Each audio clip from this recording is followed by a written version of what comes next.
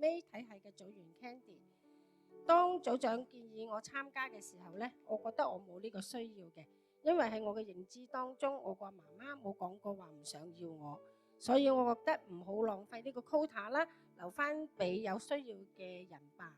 咁但係組長話俾我聽，每一個人都有需要嘅，咁我就好聽話咁去報名啦。咁喺醫治前呢，師母會先講解嘅。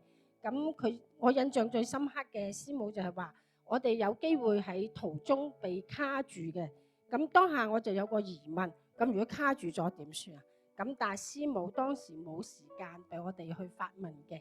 咁記得一開始嘅時候，我就第一個時間衝上去啦，個心諗住快啲完成就可以幫手或者坐埋一邊觀摩下啦咁。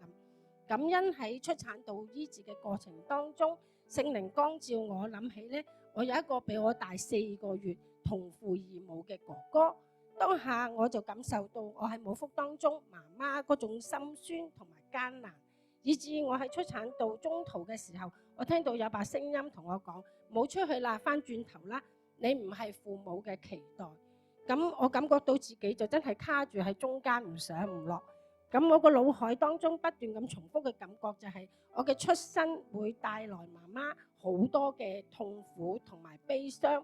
媽媽喺婚姻當中已經傷痕累累啦。咁如果冇我嘅話，咁媽媽可能會活得自在一啲。咁當下我就十分抗拒咁樣去繼續前行啦。咁好彩就係有把聲音不斷嘅咁同我講：加油啊，加油啊！咁接生嘅姊妹咧，亦不斷咁同我講：耶穌愛你，耶穌愛你咁。咁我好似經歷咗一個好漫長嘅出產道先至可以出生，但係其實嗰個出產道只係有3個姊妹平排咁樣坐喺度嘅長度。咁呢個經歷真係好深刻，讓到我咧都可以更加嘅認識我自己，攞到自己真實嘅感覺。我終於知道自己一直以嚟都有非常壓抑嘅原因，咁有好多嘅感覺都會被自己壓住嘅。從今之後咧，我要多啲嘅學習敞開我自己啦，相信天父爸爸揀選我、愛我。